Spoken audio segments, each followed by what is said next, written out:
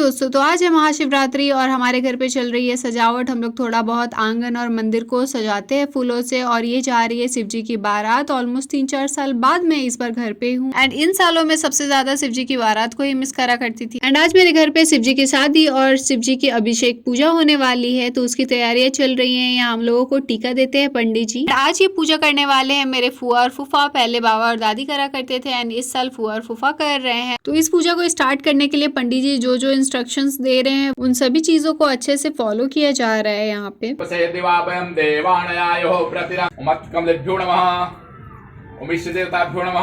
And मेरा भाई यहाँ पे इसलिए बैठा हुआ है ताकि अगर किसी चीज की जरूरत हो तो वो ला करके दे पाए। यहाँ मैं और बुच्चो बैठ के मस्ती कर रहे थे और बुच्चो तो यहाँ पे खतरों के खिलाड़ी वाला गेम खेल रही थी। मेरी दादी से मजाक करना आसान बात नहीं है गाइस, बट ये वहाँ पे चिढ़ा रही थी दादी को और मैं देख रही थी कि दादी को पता था कि ये क्या कर रही है, बट फिर भी दादी कुछ भी रिएक्ट नहीं कर रही थी क्योंकि ये लाडली नतनी है ना गाइस अपनी नानी का। क्योंकि बुच्चो की जगह दूसरा और कोई भी होता ना तो उसका तो खैर ही नहीं होता गाइस। पूजा का फर्स्ट पार्ट कंप्लीट होने के बाद सभी के हाथ में यहाँ मौली धागा बांधा जा रहा था। पहले सलोनी, मम्मी, मैंने भी बंधवाया था अपने हाथ में और जितने भी सारे लोग थे सबके हाथ में मौली धागा बांधा गया। फिर यहाँ पे दूसरा पूजा स्टार्ट हुआ जिसमें शिवलिंग का पूजा होना था।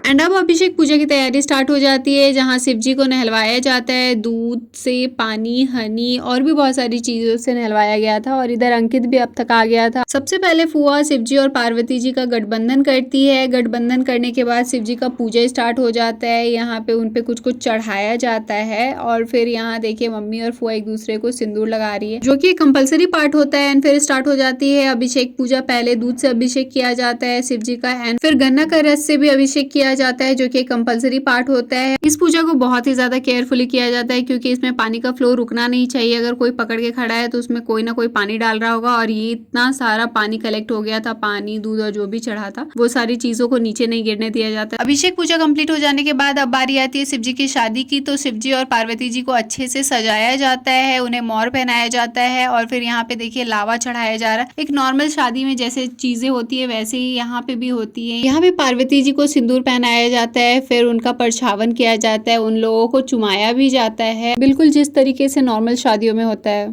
शेखराय चंद्राकवै स्वनरलोचनाय तस्मै वकाराय नमः शिवाय।